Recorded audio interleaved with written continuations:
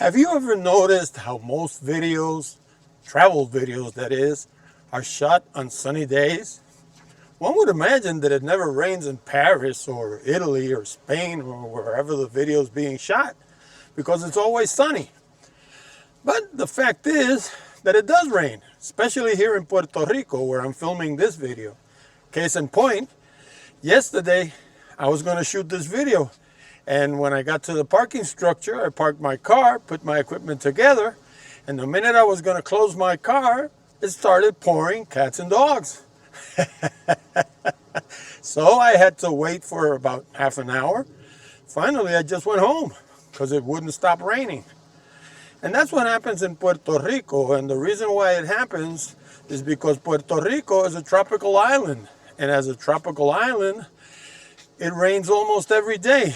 Doesn't mean that it pours almost every day, but it does mean that you have a chance of getting rain at least for half an hour or 15 minutes in a normal day. It'll just rain. The reason why? Because we're surrounded by water. So we have clouds all the time, and then we have a mountainous island with a mountain range in the center where all that cool air from the sea goes to the mountains, it condensates, and comes down in the shape of rain. So much so that we have a 70% precipitation. The average temperature in Puerto Rico is between 70 and 90 degrees most of the time. Sometimes it'll go over that. We've even had temperatures here going over 100. The humidity is 70%. So once again, we have a very humid environment that accounts for a lot of water, a lot of rain. And the UV index goes between 10 and 12. So you have a lot of ultraviolet rays. You have to stay away from the sun. Finally, we have something called the Sahara dust, which comes here between July and September, maybe October. And the Sahara dust is what it sounds like. It's dust in the air that comes from the Sahara Desert. And sometimes you can cut it with a butter knife to the point where you look at it and you look at the air, it looks like it's burning. It's like you're in the middle of a forest fire. It looks like what you have is smoke, and it's not smoke. It's just dust in the air. Now, today we're going to be exploring something called the El Morro Promenade, El Paseo del Morro. Here it is. Here's the sign. Paseo del Morro, San Juan National Historic Site. I'll tell you in a minute what that is. And this was built in 1998. It was started in 1998, or finished in 1998 if I'm not mistaken. Goes all around the western side of the city, and it ends at the base of El Morro Castle, El Castillo de San Felipe del Morro. We're going to be walking it today. Basically, if you look at it carefully, you're going to see that you have rocks at the very bottom, and then you have this walkway that goes all around the wall. Well, none of that existed. In fact, in Spanish colonial times, the water would hit against the wall.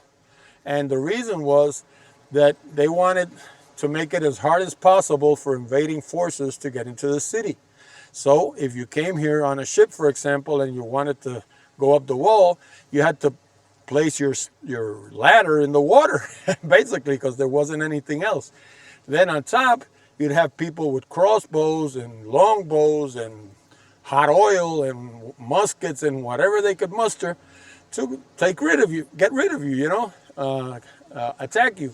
So basically, it was impenetrable. Now this walk is called El Paseo del Morro, which in English would be El Morro Promenade. It's not a boardwalk like I saw in one of the articles that I checked out as research for this video. And the reason why it's not a boardwalk is evident, because there's no boards. It's made out of concrete. So it's a promenade, it's not a boardwalk. And it extends for 1.5 miles. It goes all the way to the base of the castle. Like I was saying, what they did was the people from the Park Service, they laid rocks all around the wall. And then on top of the rocks, they laid the promenade. What happens is that you have a place to walk and you have protection for the walls. The way the walls were originally built, the water would hit against the wall and that would cause erosion. So basically it would destroy the wall eventually. So this was a way to protect it. Plus it makes for a nice walk early in the morning or late in the afternoon. I don't recommend it during the midday because as you can see, they forgot one important thing. They didn't put in any trees. So you have nowhere to cover.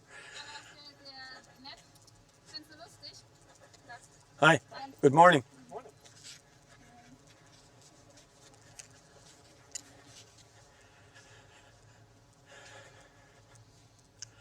Now this walk, as I was saying before, this promenade extends for 1.5 miles to the base of the castle, but eventually it's going to go all around the city and it's going to end at the base of Fort San Cristóbal on the northeast side of the city.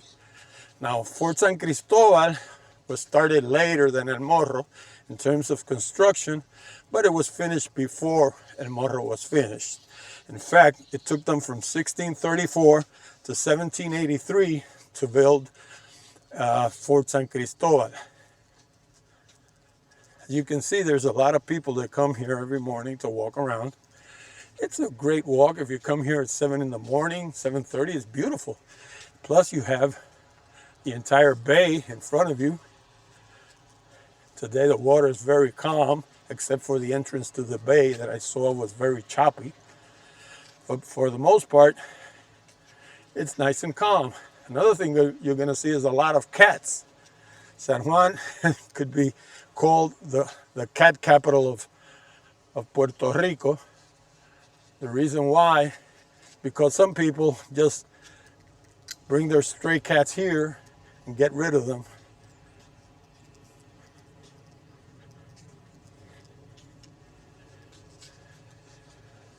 Now, you might be wondering, how tall are these walls? Well, let me tell you, they're 42 feet tall at the tallest part of the western section. They're 40 feet deep at the bottom, and let's see.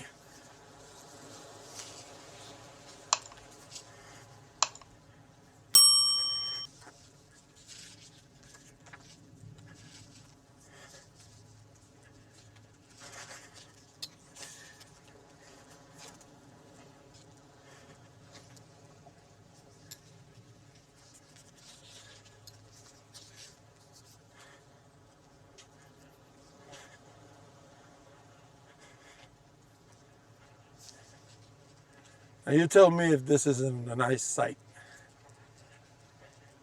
You're walking all around San Juan Wall, all around the city.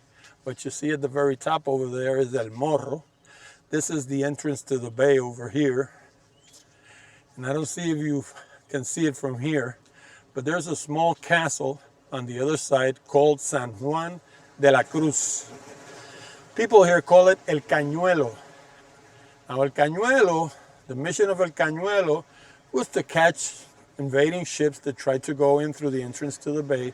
It would catch them in a crossfire between El Morro and El Cañuelo. They'd be sitting ducks because they'd be in the middle of the bay and they'd be shooting at them from both sides. That was the mission of El Cañuelo.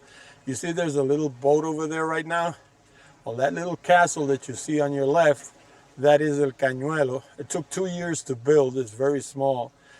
But it did one thing, and it did it well. It protected the bay from the southern side, the entrance to the bay from the southern side, while El Morro protected it from the north. Now we're going to continue walking.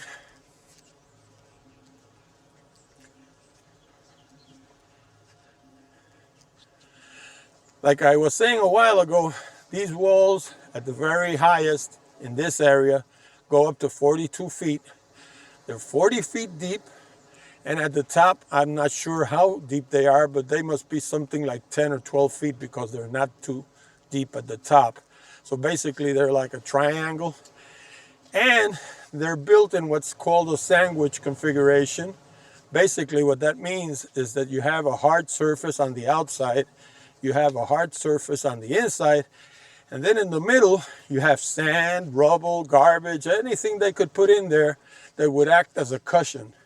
What that did was that if a cannonball, for example, struck the wall, it would go through the exterior part, but it wouldn't go through the interior part, because in the middle there was this cushion-like substance that would absorb all the energy from the cannonball. So basically, they acted like cushions. They remind me of a loaf of bread that was very popular in Spain when I went there. They used to call them bollitos. Now, bollitos were a round little loaf of bread, about, I don't know, about 4 or 5 inches round. And they had one thing peculiar. They were soft on the inside and very hard on the outside. And what you would do was to break them in half and put butter on them and have them with your coffee or with your supper or whatever. But what made them different was that they were hard on the outside and very soft on the inside. So that's how these walls were built. They were built soft on the inside, hard on the outside, and they would absorb all the fire from cannons if they were ever attacked. Thankfully, most of them were never tested, because Puerto Rico had its share of battles, but not that many. The final battle, of course, was against the U.S. Army in 1898, and they lost that one. There's still a shell from one of the American ships in one of the areas of El Morro.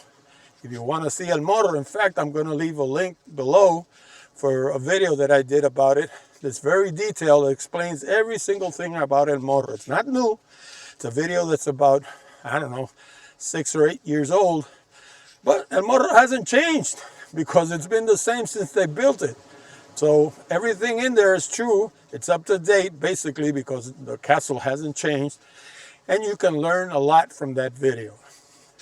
Now, like I said, this wall goes all around the western side. And when they opened it, it used to go into the Castillo San Felipe del Morro, Fort San Felipe del Morro, that is. And you would come out through the castle. But they charged for the castle. They charged an admission.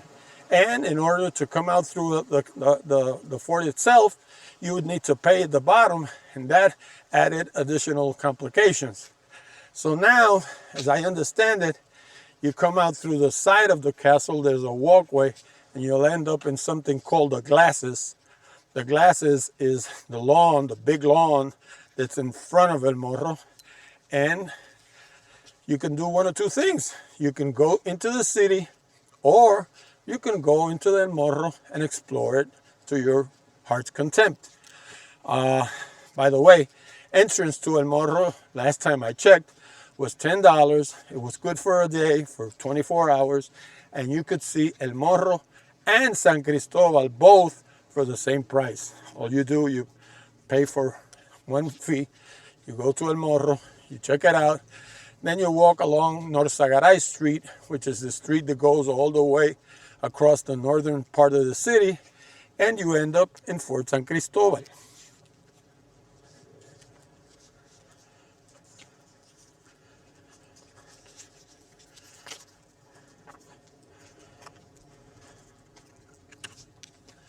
Now, one thing that many people get wrong is that they think that El Morro is the largest of the two castles.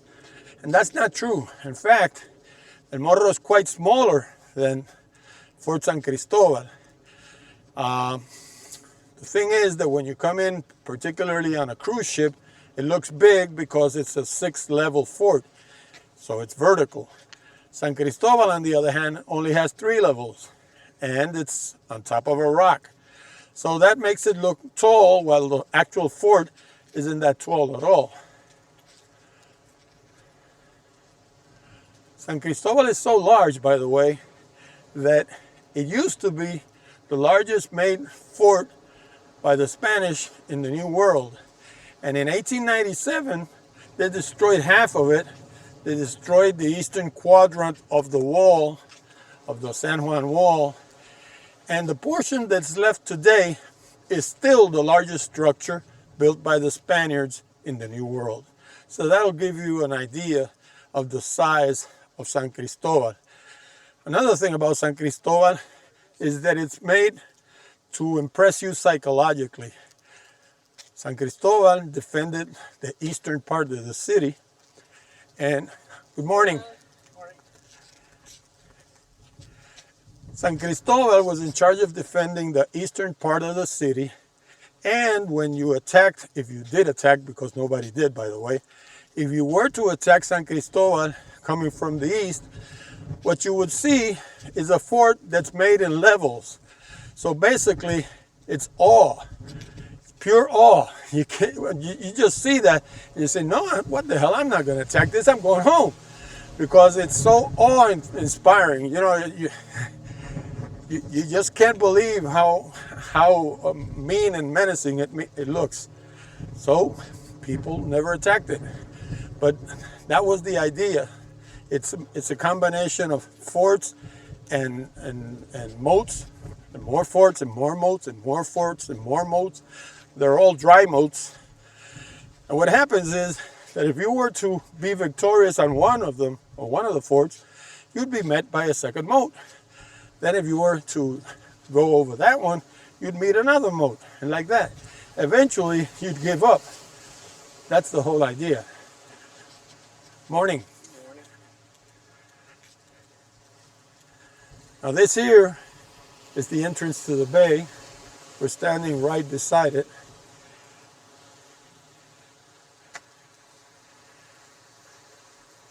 And from here you can see the Cañuelo even better.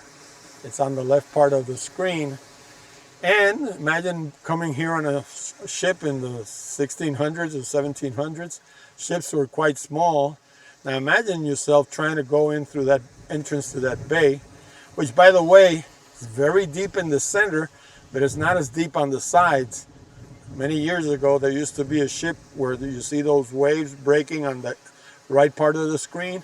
There used to be a ship there that was there for many, many years. It sunk there because it hit the reefs. And over here on the right side of the screen, you can see the reefs as well. So it's not like you can go all the way on one edge or on the other. You have to go right through the middle. And once you go right through the middle, you're dead meat.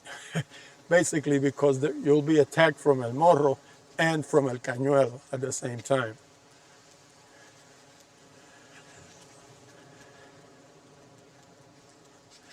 Now all this, everything you see here, is landfill.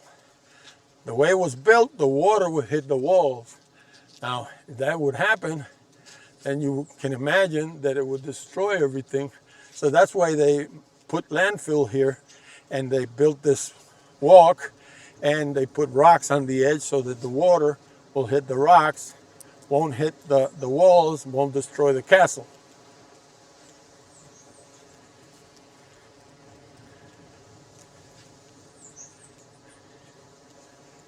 This is a part of the city that tourists hardly ever come. Many of them don't even know it's here. I find it very, very... Morning.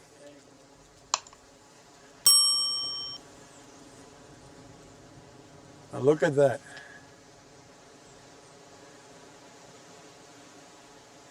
You tell me.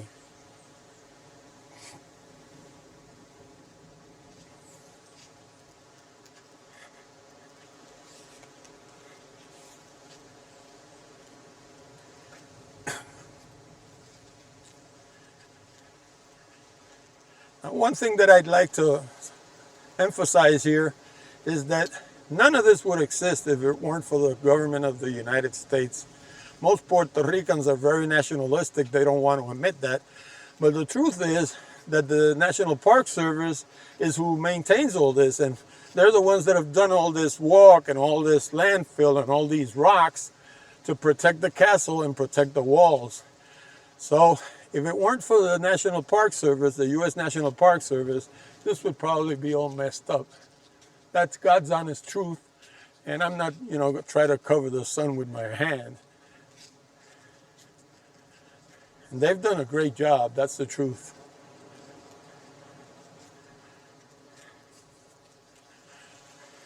The only thing I've always criticized from day one, this is almost 24, 25 years old, that they didn't put in any trees or any cover of any kind. I mean, after a while, when you walk this, it gets to the point where you're burnt, your sunburnt. They would have put in some trees. You could stand under a tree for a while, catch your breath, and continue with your walk. Or maybe some sheds of some kind, I don't know. That's just me, and maybe I'm wrong. Maybe there's a technical reason why they didn't do it. But, I call it like el camino de la insolación, the sunburn walk, because you will burn under the Caribbean sun. That's why people do it early in the morning or late in the afternoon, never at noon. Good morning. Good morning. Cheese?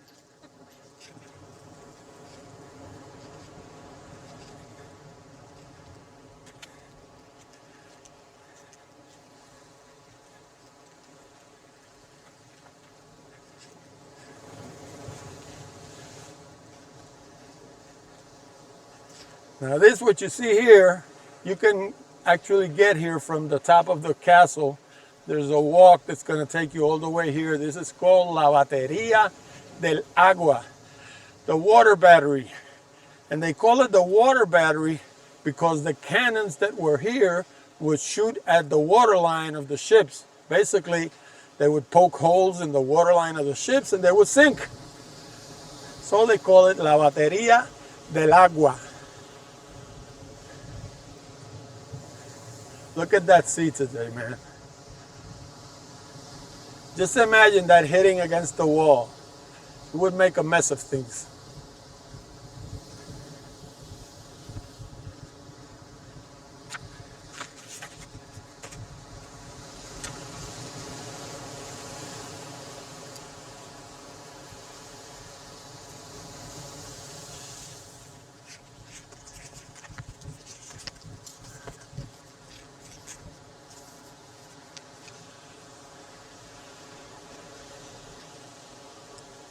Now, we're going to discover how we get out of here, because originally this was a one-way walk. You had to walk all the way back because, like I say, it would lead to the entrance to the castle at the bottom, but then they would need to have somebody there watching for people to pay the entrance. Now, the last time I saw this, I saw that they had a way to walk around and get to the glasses or the lawn, but I'm not seeing it here, so let's explore. You and I are both going to learn something today. If there's a way to get back this way, or if we have to walk all the way back.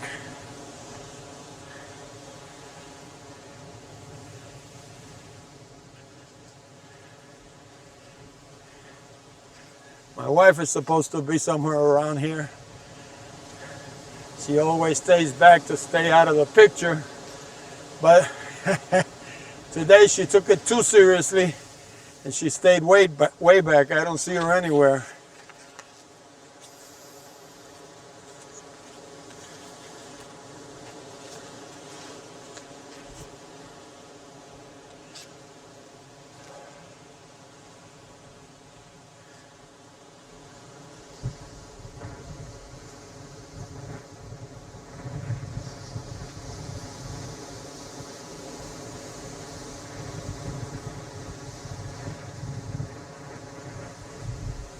Now, just north of here, there's a place called La Fosa de San Juan, which is basically one of the deepest parts in the world. It's north of San Juan, north of Puerto Rico. In English, it would be the San Juan Trench, La Fosa de San Juan. And I don't know exactly how deep it is, but I do know that it's deep as hell. Now, let's see what we can find this way. Okay, I'm getting it.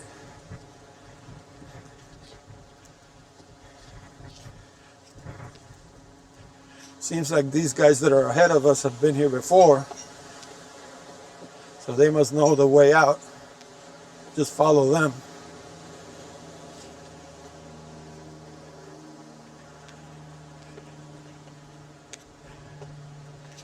I saw my wife around here somewhere a minute ago. There she is with the umbrella all the way down there. Wow. Yesterday, like I said, it was raining cats and dogs. Today it's perfect. Beautiful. Wow.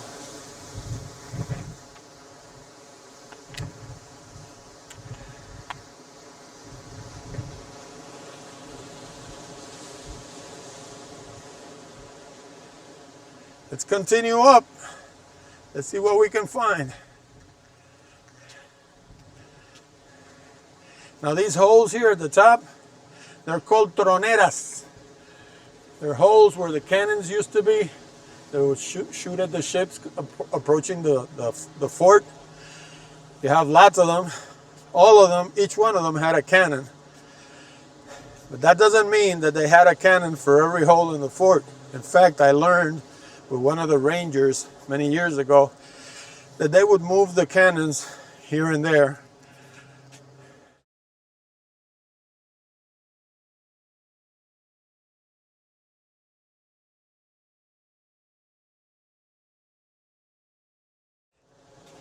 In fact, I learned with a ranger many years ago that they would move the cannons from one place to the other depending on what part of the fort was being attacked. This was the gate when I came here originally about 10 years ago, maybe 20 years ago, I'm not sure, where you would enter the fort.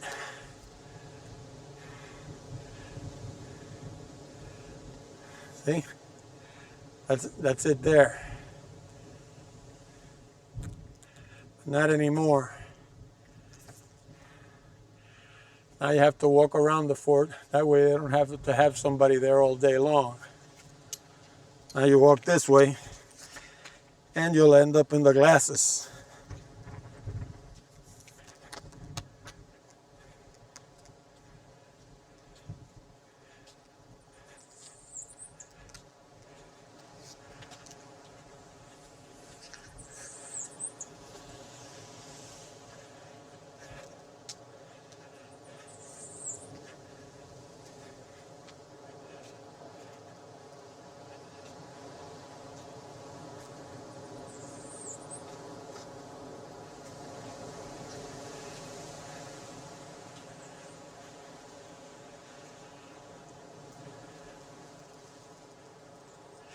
If you're staying somewhere in San Juan, in the old city, this is a great walk to do in the morning. It's very picturesque. It's very nice. You have storyboards everywhere telling you about the fort and how it worked and all the exterior defenses. And you end up at the other side of the fort. So you basically walk around the periphery of the city.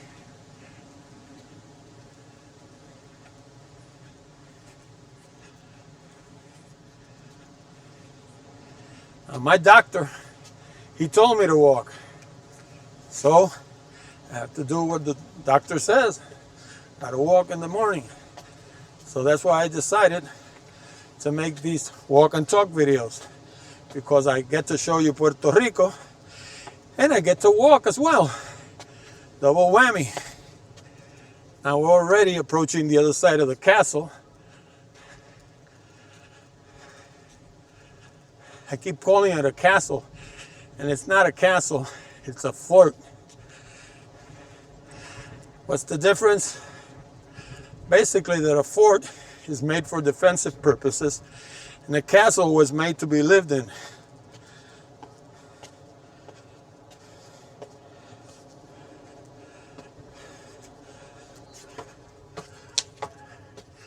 Now what do you think of that?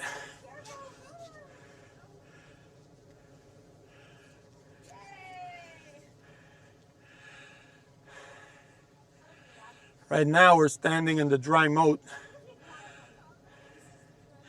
The castle is up to your right, and to your left at the top is the glasses, which is where we're going now. It's spelled Glacis.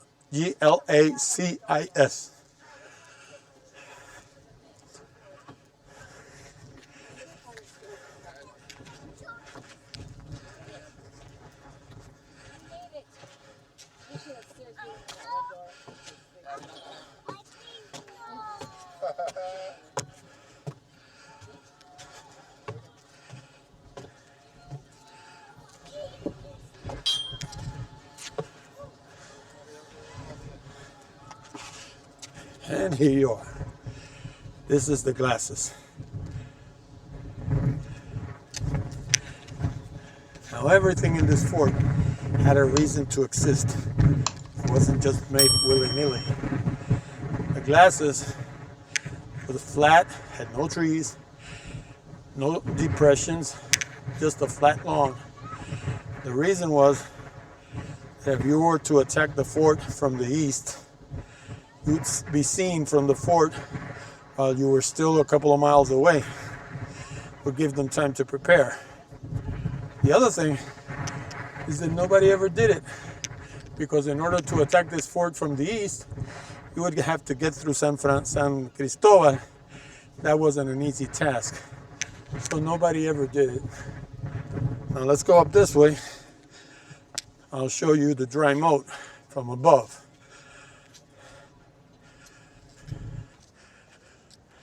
Here it is.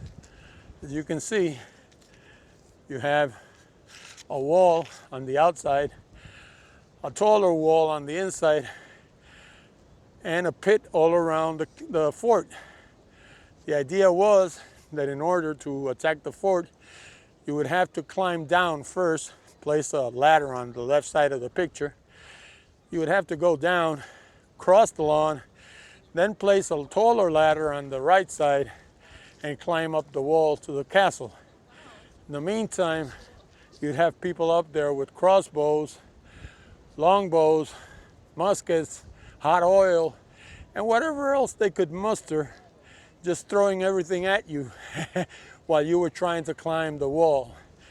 Before that, like I said, you would have to climb the wall on the left, climb it down, and that put you at a disadvantage too, because while you were climbing down, you were giving your back to the guys that were up in the castle, so you were an easy target. So chances were you would never even get to the second wall because you'd be killed climbing down the first wall. Every inch of this castle was designed for defense, and they didn't leave anything to chance, didn't forget a single thing.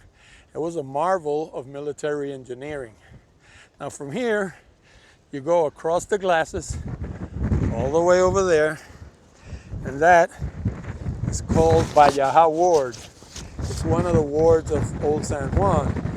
And what we're going to do is we're going to walk all the way to Valleja Ward, and from there we're going to cross the city and we're going to end up back in our car. But that's not part of today's video. Our video ends here today. So, talking about San Juan, if you're planning to visit the old city, save yourself the hassle of traditional city tours.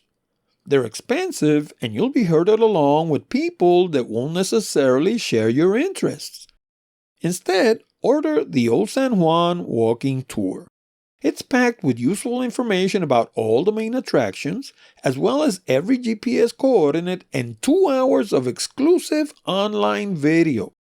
That way, you'll be able to visit before you visit and hit the ground running when you arrive in the old city. See you next time.